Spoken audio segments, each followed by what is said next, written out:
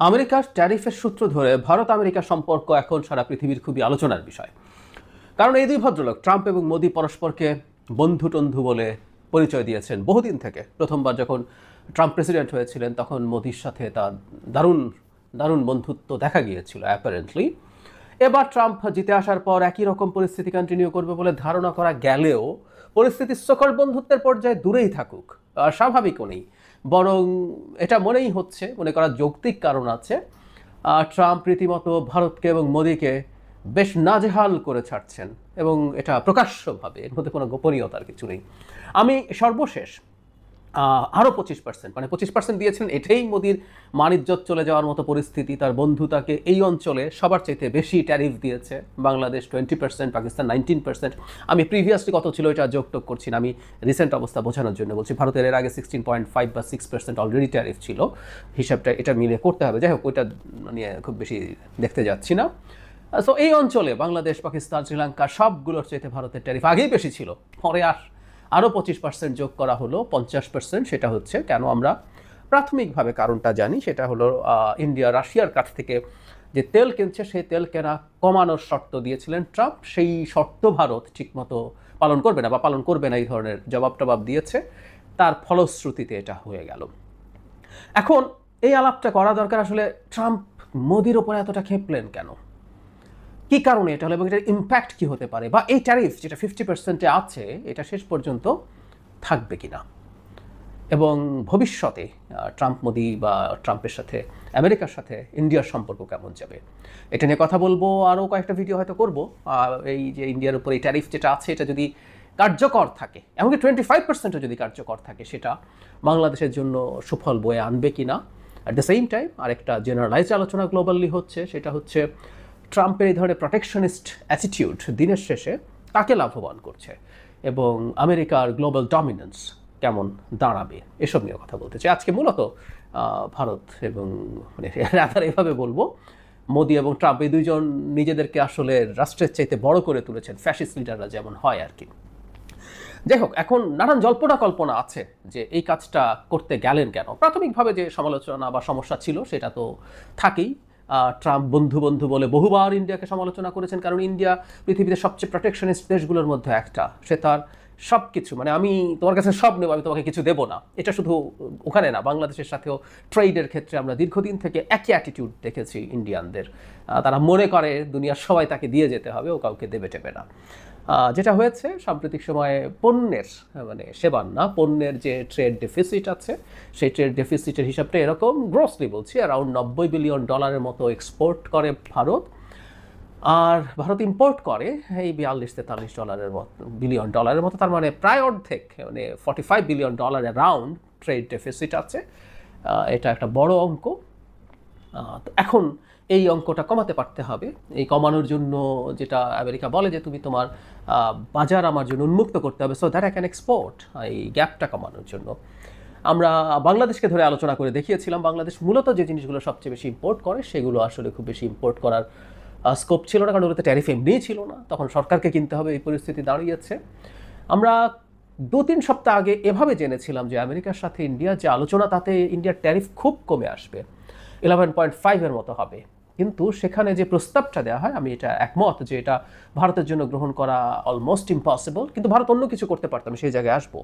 America চেয়েছিল ভারতের কৃষি এবং ডেইরি যে বাজার আছে তাতে তার অ্যাক্সেসটা বাড়ানোর জন্য, মানে ভারতের কৃষকদের বাজারটা, মানে কৃষকদের পেশা হিসেবে কৃষি বিরাট ব্যাপার, এবং বাংলাদেশের মতোই ওখানে বিরাট পার্সেন্টেজের কৃষক ওখানে এমপ্লয়েড হয়। সুতরাং এমন কোনো স্টেপ নেওয়া যেটা ভারতের কৃষক এবং কৃষিকে ক্ষতিগ্রস্ত করবে, একই সাথে তাদের ডেইরিতেও প্রচুর মানুষ ইনভলভড আছে, সেটাও যদি কোনো না কোনোভাবে চাপের মুখে পড়ে, তাদের ভোটের রাজনীতিতে এটা একটা ডিজাস্টার তৈরি করবে। সুতরাং ভারত এটা অ্যাফোর্ড করা ওয়াজ রিয়েলি ভেরি টাফ। আমরা একটা জিনিস জেনে রাখবো, আমেরিকা এগ্রিকালচারাল প্রোডাক্টসের প্রচুর সাবসিডি দেয়, ফলে আমেরিকার এগ্রিকালচারাল প্রোডাক্টস ভারতে আসলে খুবই সম্ভাবনা আছে ভারতীয় পণ্য মার খেয়ে যাবে। সুতরাং এটা অ্যাফোর্ড করা ইজ অলমোস্ট ইম্পসিবল মানি। কিন্তু ভারতেই এই আলাপ হচ্ছে, ভারতের ইকোনমিস্টরা এবং সিকিউরিটি অ্যানালিস্টরা একটা কথা বলছেন যে ভারত আরও অনেক জায়গায় ট্যারিফ এবং নন ট্যারিফ ব্যারিয়ার বসিয়ে রেখেছে, আমেরিকান পণ্যকে আসলে ছাড় দিতে হবে তাদের। এখন নন ট্যারিফ ব্যারিয়ার বা ট্যারিফ ব্যারিয়ারও যদি সরিয়ে ফেলে, অনেকগুলো ইন্ডাস্ট্রি আছে যেগুলোতে আমেরিকার পণ্য আসলেও খুব বেশি ক্ষতি হয়েছিল না, কারণ আমেরিকার পণ্য মানে তার ট্যারিফ কমানোর পরও যতটুকু অ্যাক্সেস পাবে তাতে তার যে দাম দাঁড়াবে, ধরে নিলাম অটোমোবাইলস, ওতে যত দাম দাঁড়াবে সেটা ভারতীয় যে পণ্য আছে, ভারতীয় যে অটোমেকার্স আছে তার চাইতে তারপরও অনেক বেশি থাকবে। সেই কারণে একেবারে ভারতীয় বাজার বা ইন্ডাস্ট্রি ধ্বংস হয়ে যাবে তা না, হ্যাঁ ওদের বাজার খানিকটা তো বাড়বেই, কিন্তু এইটুকুও ভারত করতে চাইছে না, এটুকুও ভারত করতে চাইছে না। সে মনে করেছিল যে তার বাজারটা এত বড়, তার এখানকার পরিস্থিতিটা এতটাই তার অনুকূলে আছে, বা মোদির সাথে ট্রাম্পের যে বন্ধুত্ব আছে সো কল্ড, সেটা এখানে রোল প্লে করতে পারবে, ডিসাইসিভ। আমাদের বন্ধুত্বের কথা নিশ্চয়ই মনে আছে, একটু আগেই বলা দরকার ছিল, যোগ করব। ট্রাম্প যখন আগের বার প্রেসিডেন্ট ছিলেন তখন রীতিমতো মোদি একজন প্রেসিডেন্টের পক্ষে ক্যাম্পেইন করেছেন, মানে আগামীবার ট্রাম্প সরকার, এরকম স্লোগান দিয়েছিলেন তিনি ভারতীয় ডায়াসপোরাদেরকে রেখে। আবার মোদিকে তিনি ডেকে এনেছিলেন আহমেদাবাদে, এক বিরাট সম্বর্ধনার আয়োজন করেছিলেন মোদিকে নিয়ে, এবং ট্রাম্পও মোদিকে এক ধরনের ব্ল্যাঙ্ক চেক দিচ্ছিলেন। তিনি যখন ভারত সফর করেন তখন দিল্লিতে সিটিজেনশিপ অ্যামেন্ডমেন্ট যে অ্যাক্ট ছিল সেটা নিয়ে দিল্লি খুবই অশান্ত ছিল, প্রায় রায়টের পরিস্থিতি ছিল, প্রচুর মুসলিমের উপর অত্যাচার হচ্ছিল, হত্যা হচ্ছিল, ট্রাম্প টু শব্দ করেননি। সো এই বন্ধুত্ব তারা মনে করেছিলেন ওয়াজ ওয়েল সিমেন্টেড। কিন্তু আমরা খেয়াল করছি ট্যারিফকে নিয়ে ট্রাম্প আসলে তার যে ন্যারেটিভ সেটার সাথে যিনি যাচ্ছেন না, তার বিরুদ্ধে কঠোরভাবেই দাঁড়াচ্ছেন। এটা গেল প্রাথমিক অবস্থা। এটার নেগোসিয়েশন হয়তো এগিয়ে যেতে পারতো, কিন্তু পরবর্তীতে যেটা আসলে ট্রাম্পকে সবচেয়ে বেশি বিরক্ত করেছে, এবং আমি ইন্ডিয়াকে এই ক্ষেত্রে একটা কোল্যাটারাল ড্যামেজ বলবো, আর এই দুই নেতার আসলে সংকটটা কোন জায়গায় সেটাই হলো মূল কারণ, সেটা নিয়ে শেষে কথা বলছি। রাশিয়া থেকে তেল কেনা ট্রাম্প পছন্দ করছেন না। আমরা একটু রাস্তা থেকে তেল কেনার ব্যাপারটা একটু জেনে রাখবো। যখন রাশিয়া ইউক্রেন আগ্রাসন শুরু করে, ওই যুদ্ধ শুরু হওয়ার পর ইউরোপ রাশিয়ার কাছ থেকে তেল এবং জ্বালানি গ্যাস কেনা কমিয়ে দিয়েছিল। ইউরোপের হিউজ ডিপেন্ডেন্স ছিল রাশিয়ার ওপরে, কিন্তু পরবর্তীতে এই ক্রুড অয়েল মূলত কিনেছিল ভারত এবং চায়না। এবং এটা রাইট যে রাশিয়ার যে ওয়ার ইকোনমি, এটাকে চালু রাখতে অসাধারণভাবে সাহায্য করেছে ভারত এবং চীন। ভারত তো বিরাট বেনিফিট পেয়েছে। আমি একটা স্টাডিতে দেখলাম যে ভারত তার যে ডিমান্ড ছিল ক্রুড অয়েলের, সেটা আগে 0.2%, ইউক্রেন ওয়ারের আগে 0.2% আনতো রাশিয়া থেকে, আর সেটা 40% গিয়ে দাঁড়িয়েছে এই সময়ে। তার মানে আমরা খেয়াল করছি এটা কত বড় ইনক্রিজ।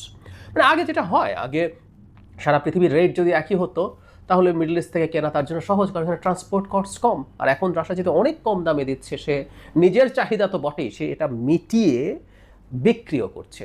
এখানে একটা জিনিস একটু জেনে রাখা দরকার, যে ইন্ডিয়া এই কাজটা করছে এটা জেনে শুনেও খুব কঠোর পদক্ষেপ ইন্ডিয়ার বিরুদ্ধে বাইডেন অ্যাডমিনিস্ট্রেশন নেয়নি, কারণ তারা চেয়েছিল আসলে এই কাজটা মোটামুটি লুকোছাপার মধ্যে চলতে থাকুক। না হয় রাশিয়ান তেল যদি পৃথিবীতে আসা বন্ধ হয়ে যায়, তাতে সাপ্লাইজনিত যে সংকট হবে তাতে তেলের দাম অনেক বেড়ে যেতে পারে। সেই দাম বেড়ে যাওয়া, বাইডেনের মিড টার্ম ইলেকশনস ছিল, বা তার পরবর্তী যে সব মানে ভোটের ক্ষেত্রে সমস্যা, বা গ্লোবালি এটা ক্রাইসিস তৈরি করতো। সো উপরে কিছু রেটরিক ইন্ডিয়ার প্রতি তখনও ছিল যে তুমি কেন কিনছো, তোমার কেনা উচিত না, কিন্তু USA was not that tough, specially Biden administration.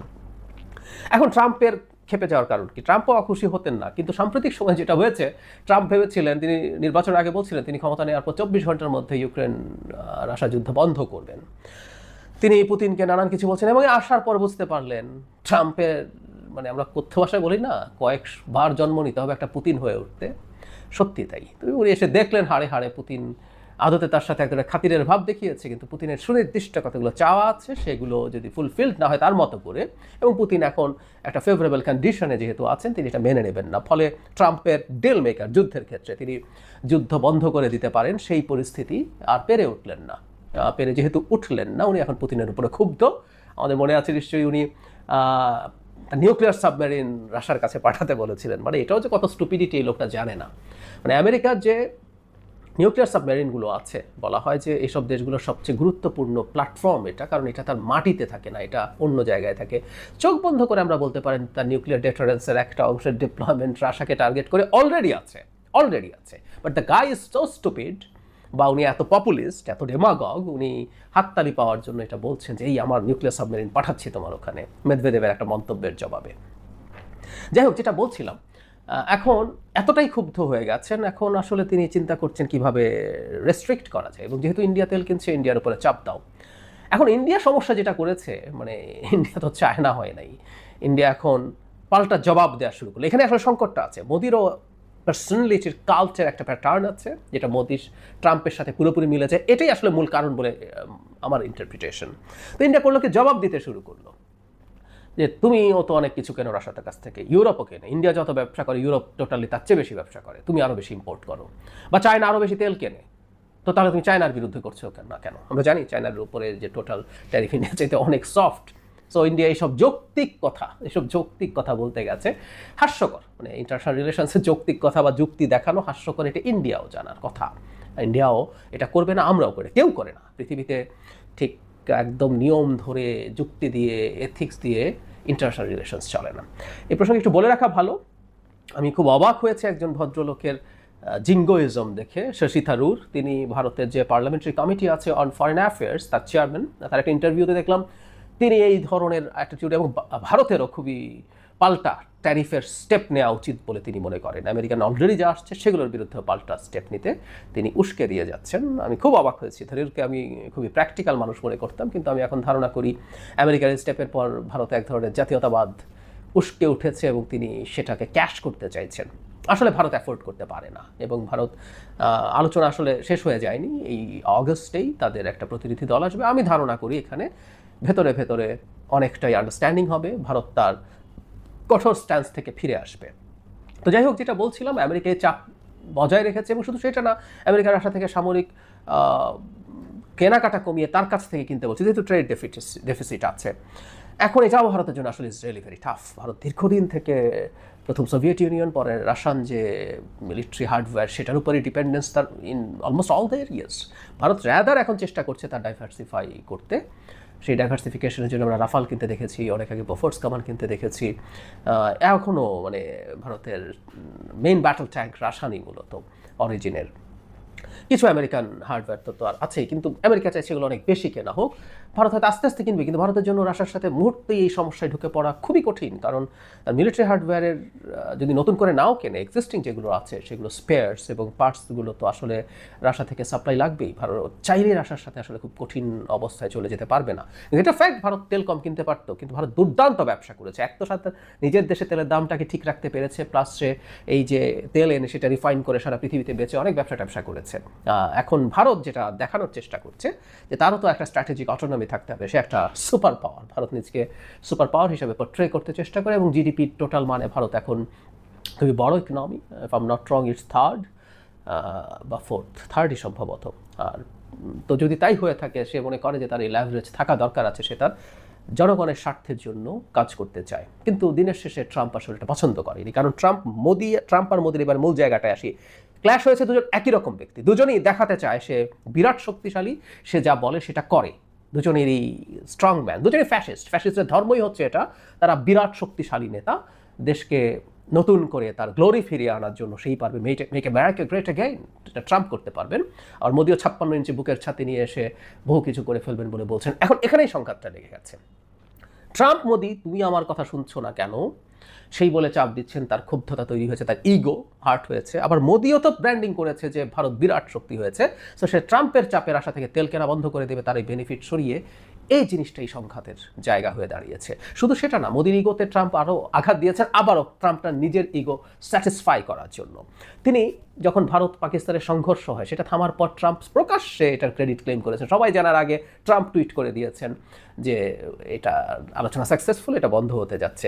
Bharat traditionally কেউ তাদের এই ক্ষেত্রে আলোচনা করে এটা অ্যাকসেপ্ট করতে প্রস্তুত না। আর এখন মোদির ভারত তো বিরাট সুপার পাওয়ারের ইমেজ ধরার চেষ্টা করে। এখানে আমেরিকার চাপে তাকে বা মধ্যস্থতায় তাকে যুদ্ধ বন্ধ করতেছে বা সংঘর্ষ বন্ধ করতেছে, তাদের খুবই ইগোতে লেগেছে।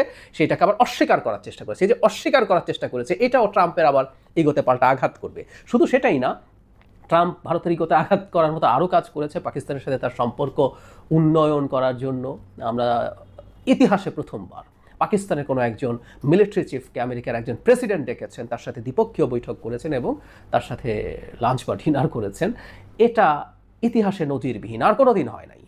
কোনোদিন হয় না। শুধু তাই না, তেল প্রসঙ্গে ভারতকে খোঁচাও দিয়েছেন তিনি। পাকিস্তানে একটা খুব বড় অয়েল রিজার্ভ আবিষ্কৃত হয়েছে, বলা হচ্ছে সেখানে আমেরিকা কাজ করবে, এবং খোঁচা দিয়ে বলছে ভারত ভবিষ্যতে পাকিস্তানের কাছ থেকে তেল কিনতে পারে তার যদি তেল লাগে। সো এই ধরনের চাপ বা আঘাত মোদির জন্য, তার যে রাজনীতি, তার যে ব্র্যান্ডিং, সেই ব্র্যান্ডিং থেকে উঠে আসা তার জন্য কঠিন। এই হচ্ছে এখন মূল সংকটের জায়গা। কিন্তু আমি মনে করি দ্য লং রান এটা কমে আসবে অনেকটা। ভারত সম্ভবত যে বাণিজ্য ডেলিগেশন আসছে তার কাছে সে ভেতরে ভেতরে স্বীকার করবে যে আমি তেল কেনা কমিয়ে দেবো, আমি এই একটা টাইম লাইন দেবে যাতে ট্যারিফ কমে আসে। কারণ ট্যারিফ ডিজাস্টার তৈরি করছে। আমরা এর মধ্যে দেখেছি, আমি আলাদা আলোচনা করবো বাংলাদেশের সাথে। ভারতে অলরেডি গ্লোবাল যে টপ গার্মেন্ট বায়াররা আছে তারা তাদের অর্ডার ক্যান্সেল করছে, মানে 50-র সাথে আরও 66% ট্যারিফ, আর আমাদের হলো 20-এর সাথে 36। তো এটা তো আসলে কোনোভাবেই তুলনীয় হতে পারে না। এটা বিরাট ডিজাস্টার তৈরি করবে ভারতের ইকোনমির জন্য। শুধু এখানে আরও বিভিন্ন জায়গায় বলা হচ্ছে এই ট্যারিফ যদি বলবৎ থাকে তাহলে ভারতের জিডিপি গ্রোথ, টোটাল জিডিপি 2% মতো কমে যাবে। তার মানে ইটস এ হিউজ ব্লো। তো সেটা আসলে দিনের শেষে ভারত মনে হয় না অ্যাফোর্ড করবে। আর ভারত খুব বেশি চায়নার মতো তার ওই শক্তি অর্জন করে নাই, সুতরাং সে রিটেলিয়েটারি কিছু করবে। রেসিপ্রোকাল ট্যারিফ, আমি খুব অবাক হচ্ছি শশী থারুর রেসিপ্রোকাল ট্যারিফ বলছে। সো তো আমেরিকা তুমি দিয়েছো, আর আমি রেসিপ্রোকাল ট্যারিফের জন্য আমি আমার জায়গা থেকে দেব না। সরি, ভারত ওই জায়গার আশপাশেও নাই, কোনোভাবেই নাই। এবং চায়নার ক্ষেত্রে চায়নার আসলে সেই শক্তি আছে, তাই ট্রাম্প সব পাগলামির পরও চায়নার সাথে এই পাগলামিটা করতে যায়নি।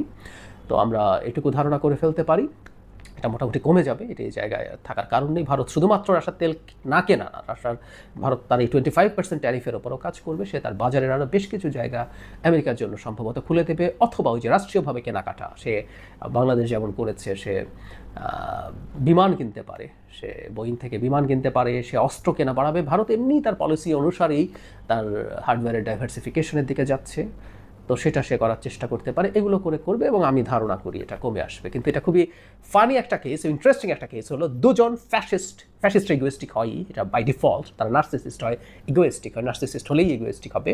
তো দুই ফ্যাসিস্টের মুখোমুখি হওয়াটা কীরকম একটা পরিস্থিতি তৈরি করতে পারে তার একটা চমৎকার এক্সাম্পল হয়ে থাকলো। ভবিষ্যতে আমরা এটা একটা আলোচনার ইস্যু হয়ে থাকবে নিশ্চয়ই।